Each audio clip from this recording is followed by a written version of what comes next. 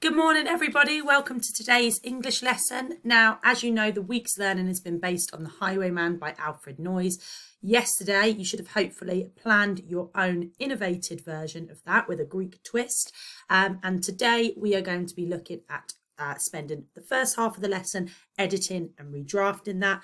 The second half, we're going to begin to write it. Okay, so couple of things here. Firstly, I know that editing and redrafting is a bit trickier when you haven't got the feedback of either me or Miss Rutherford. That's how we would normally do it in class. However, what I'm hoping I can do for you guys is I am going to show you, I've got a couple of plans from last year and I'm going to show you how I would edit those to give you some kind of tips. And then I've got a page of suggestions on what you can do to improve yours. Okay, the other thing is I will have put up on our website a success ladder. Now, if you remember, they work slightly different with poetry in that normally you'd have what I think, what my teacher thinks, and you'd have the skills that you're going to show off in the middle.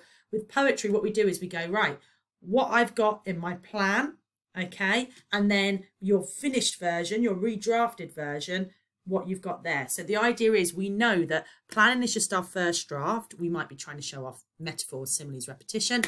While we're editing, we're going to be looking to add in more of those things in so we can show off our skills a little bit more. Okay, so the skill ladder is going to be on there. What I suggest before you do any editing is pause me, choose what skills you think you have either started to show off or would like to show off in your writing, put them on the ladder, and then maybe go through and have a quick edit and see what you've got already. Okay, if you want to pause me here, do that. If you haven't got a printer, just make your own little skill ladder, and then we'll look at editing.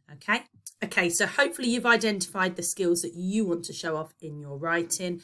However, if the skill ladder you're not so sure about filling in independently, don't worry, let's just have a look at editing in general, and we can move on from there. Okay, so if we look here, you can see, I think this is the second verse. You've got my version, the Greekified one about the hoplite, and then you can see we've got somebody's example here. Again, I believe theirs is following a soldier going off to war. So we've got, over the howling moon, he could feel and smell in the torrent of the darkened barn. He smashed the door with no tear on the wooden door and tumbled into the darkness. He mumbled a sweet tune to the dark temple of fate, and who should be waiting there but the Grecian goddess of war, Athena, the goddess of war. Lovely ideas in there, particularly my favourite bit is the dark temple of fate. I think that's really powerful. If we just have a look through and see what we might be able to improve. Now, I noticed in this third line, or second line, that was a one, it says he smashed the door with no tear on the wooden door. Well, I think, to be fair, we probably don't. I believe my editor's going to be quite dodgy here, guys, so I do apologise. But I think we don't need that door. We don't need it repeated. Or if we were going to repeat it, I'd probably look for a different word. So the opening or the threshold or something like that. But I think just get rid of it. It doesn't impact it too much. And then where we've got sweet tune, instead of sweet, what I'm going to do is I'm going to up level that word to melodic. There we go. So I just think that's, you know, more powerful vocabulary. So he mumbled a melodic tune into the dark temple of fate. Now, this bit at the end here, this is often a marvellous mistake that I've seen. And it's where we haven't quite followed the structure of the original poem. When we innovate with poetry, it's really important. We bring our own ideas, our own vocabulary, our own rhyme. However, if we're trying to recreate it, we want to keep that exact same line structure. It really impacts a rhythm. So we can see we've got, but the Grecian goddess of war, Athena, the goddess of war, which is the same as over here, but then we're missing that last line, aren't we? And actually as well, we've not put, this is a new line in itself. So do you remember with poems, if you need to show where you're making a new line, you can just do a forward slash and that shows new line. So, but the Grecian goddess of war, new line, Athena, the goddess of war, and then we're missing that last line. Okay, now in my version, we had stroking a wise chestnut coloured owl's feather without a care. What I'm going to do is I'm going to take that idea of an owl again, but I'm going to use it as a simile. So I might say, so Athena, the goddess of war, was staring fiercely like an owl hunting its prey. Cheeky simile there. under the moonlight's beaming smile. Anybody tell me what skill I've used there? Can a moonlight really beam with a smile? No, that's personification. So first thing there, maybe check yours. Have you followed the structure, or is there anywhere where you've kind of dropped lines that you should have kept them in? Okay, so that's one example. If we look on the second one here, so we've got, again, another version of someone's plan, and I think this might be the 5th verse. But either way, they've been asked to Greekify it. Not sure if that's an official word, but we've gone for it anyway. So they've got a lovely poem here, but we're missing some of the kind of Greek references that we could get in to upscale this. So if we look here, for example, so we've got one life I have loved my wife, one life your husband's after some luck in this war. Okay, so we've got a war reference there, but I wonder if we could continue that. So instead of for I shall hope to come back in one piece, in one piece is kind of, you know, that could be anywhere, any war, any time. What about if we said, for I shall hope to come back with my shield and my greaves. Now, if you remember, those are parts of a hoplites uniform that we saw before. So with my shield and greaves. Obviously, I know this isn't going to quite fit. You guys can obviously edit straight onto yours. But I shall come back with my shield and my greaves. All right, so we've kind of Greekified a bit there. Again, I'm not changing everything. I'm just adding little bits in. Then we've got, if I don't make it back this time, my dear. Well, again, it's quite general. What about if I use my knowledge of Greek wars? And I know some of you guys know this more than me. I've got in mind, yet if the Spartans defeat me. Well, what about the Trojans? If you remember, particularly 5e, if you remember, Rohan taught us all about the Trojans. They were another part of Greece. So perhaps if I have, yet if the Trojans prevent me from coming back. So yet if the Trojans prevent me from coming back. And then I'm going to keep this my dear bit because I like that. I think it makes it more personal and more believable that somebody is talking to their wife. So got a bit more of a Greek reference here. And then here we got, then look at me through the stars and make the stairway to heaven. Now, I did like this. And actually what I thought is, what about, think about who let the gods out. What was that kind of Greeky, spacey reference we used instead of stars? Can you remember what we called them? Constellations. That'd be a really quick fix. Remember, it doesn't have to be whole sentences change. You can just improve words. So, then look at me through the constellations and make the stairway to heaven.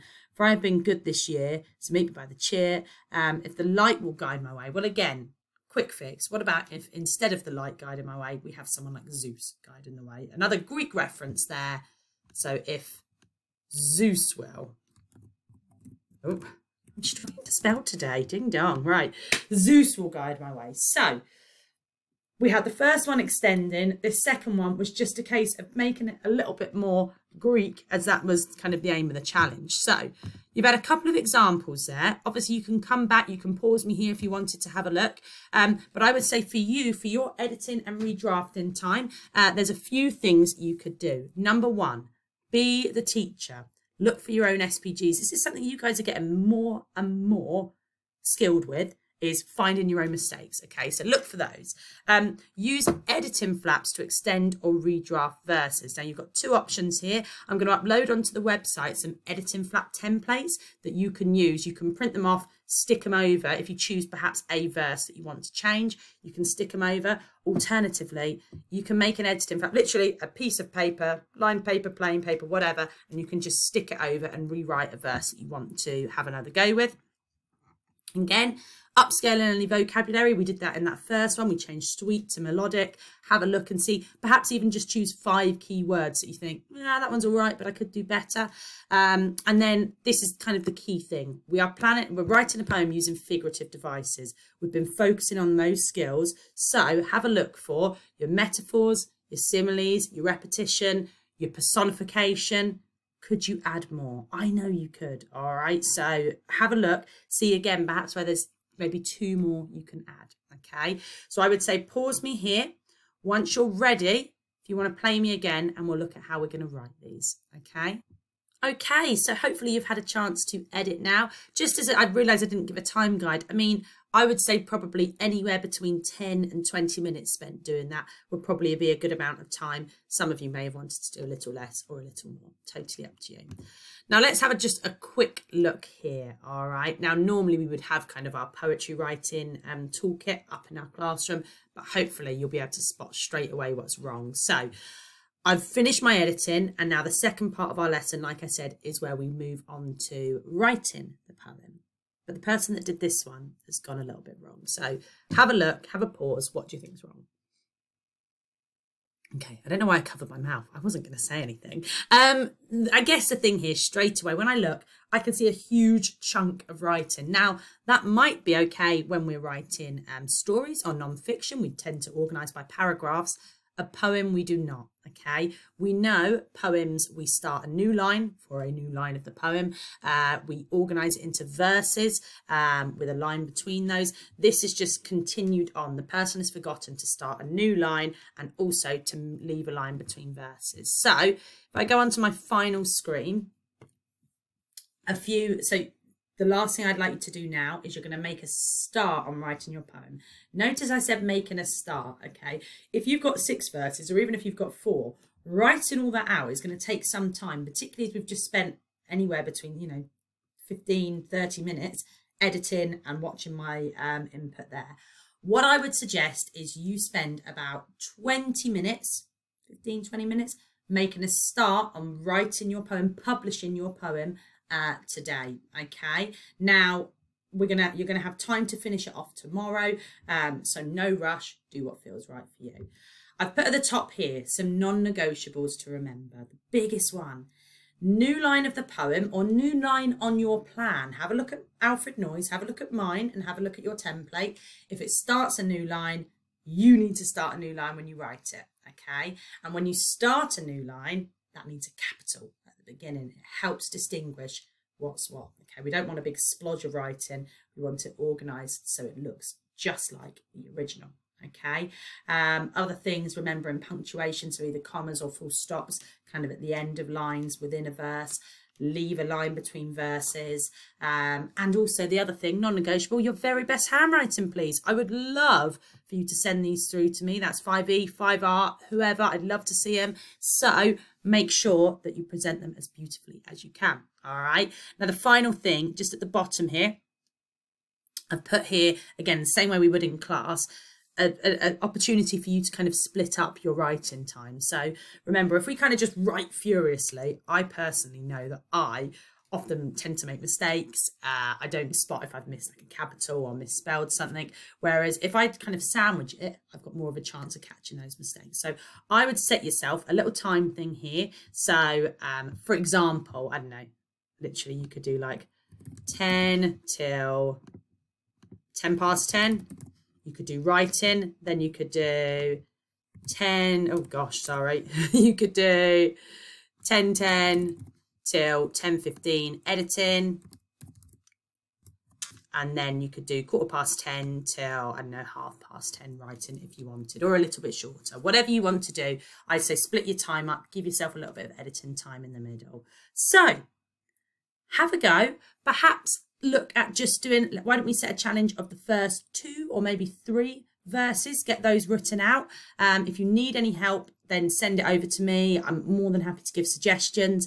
And then at the end of the lesson, if you were using the success criteria at the beginning with your planning, then you can use that again at the end, tally off what you've got in your finished version. Okay, and then I'm looking forward to, I will be back tomorrow where we're going to finish off writing, and then there will be a bit of a chance for performance. All right, good luck, have a great time, and I will see you tomorrow.